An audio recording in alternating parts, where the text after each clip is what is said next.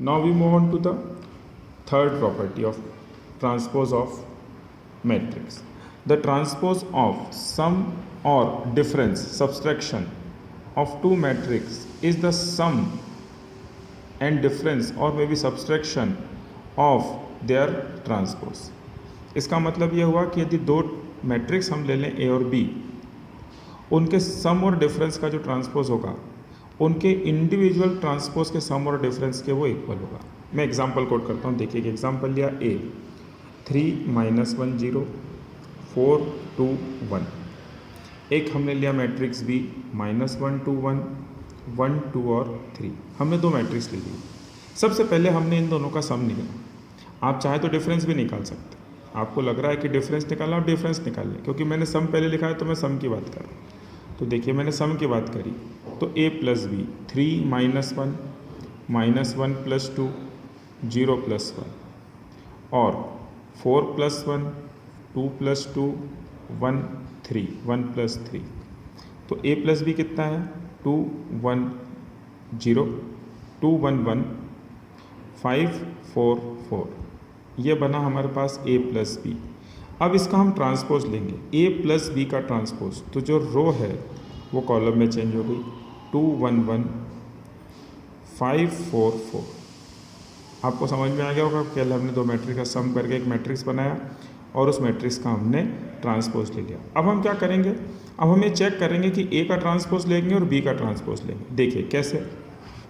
देखिए, यहाँ हमने ए का ट्रांसपोज लिया. ये लिखा हुआ है आपका ए 3 - 1 0. पहली रो देखिए, ये पहला कॉलम हो गया 3 - 1 0. फिर दूसरी रो देखिए 4 2 1. तो हमने दूसरी रो ले ली यहाँ पर 4 2 1. करेक्ट. ठीक इसी तरह से हमने बी का ट्रांसपोज लिया -1 2 1 -1 2 1 और 1 2 3. तो ये रहा 1 2 और 3. अब हम इन दोनों को ऐड करेंगे. देखिए, हमने इन दोनों को ऐड करा 3 - 1 4 + 1 -1 + 2 2 + 2 और 0 + 1 1 + 3. ये हमने इनके इंडिविजुअल ट्रांसपोज ऐड करे. तो जब हम इसको ऐड कर रहे हैं तो देखिए हमको क्या मिला. a + b हमको कितना मिला?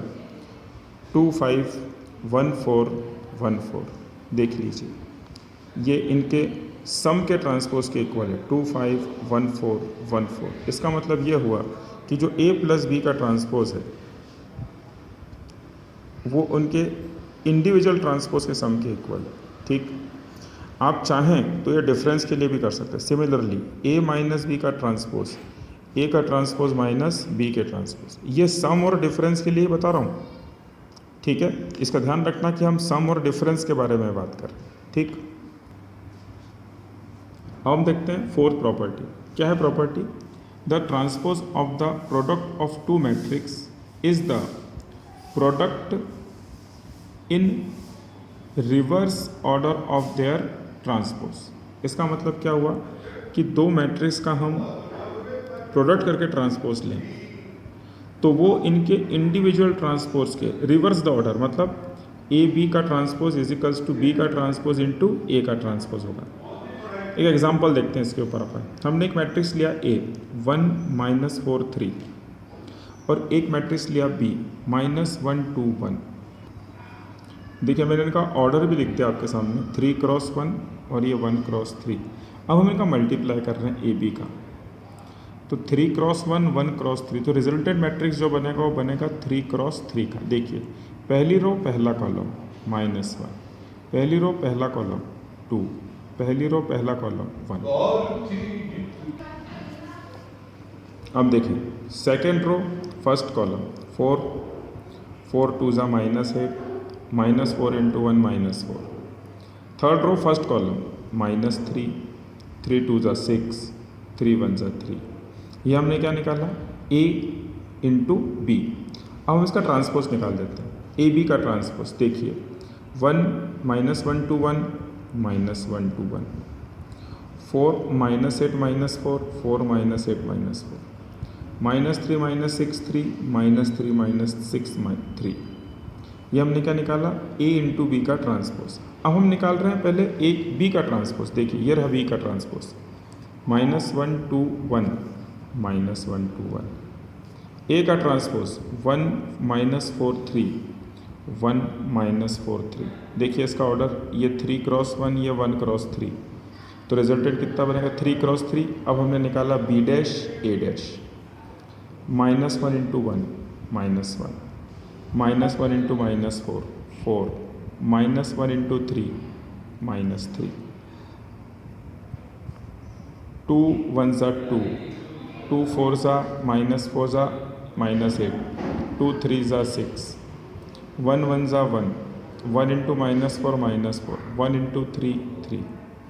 तो हम क्या देख रहे हैं, बी डैश ए डैश की वैल्यू एक मैट्रिक्स आया और यही वैल्यू ए बी के ट्रांसपोज के इक्वल है। तो ये वेरीफाई हो गया कि प्रोडक्ट ऑफ टू मैट्रिक्स और उसका ट्रांसपोज इज इक्वल्स टू, उनके ऑर्डर को रिवर्स कर दीजिए और उनके ट्रांसपोज के मल्टीपल के वो क्या होंगे, वो इक्वल होंगे। ओके, अब हम देखते हैं इसकी नेक्स्ट प्रॉपर्टी क्या है। फॉर एनी मैट्रिक्स ए, मतलब किसी मैट्रिक्स ए का, यदि किसी मैट्रिक्स ए का उसके ट्रांसपोज से मल्टीप्लाई कर दो तो वो हमको एक यूनिट मैट्रिक्स देगा। That is product of matrix and it's transpose is a unit matrix. किसी मैट्रिक्स, इसमें परेशानी यह है या सबसे अच्छी बात यह है कि ये एक स्क्वायर मैट्रिक्स होना चाहिए।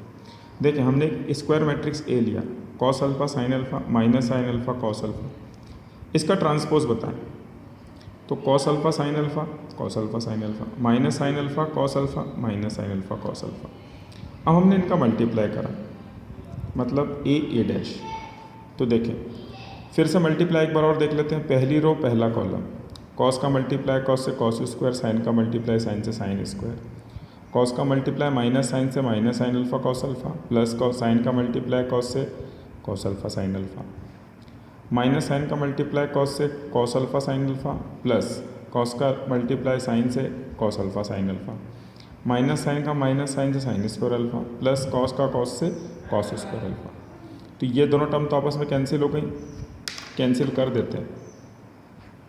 देखिए ये टर्म इस टर्म से कैंसिल हो गई और ये टर्म इस टर्म से कैंसिल हो गई, करेक्ट। तो फिर ध्यान से देखें अपन, तो cos square alpha plus sign square alpha कितना 1, ये 0 हो गया, ये भी 0 हो गया, और sign square alpha plus cos square alpha कितना हो गया 1। तो हम क्या देखते हैं कि A dash is equals to I2 मतलब यूनिट मैट्रिक्स ऑफ ऑर्डर 3, मतलब किसी मैट्रिक्स का उसके ट्रांसपोज से मल्टीप्लाई करने पर हमें एक यूनिट मैट्रिक्स मिलता है। ओके।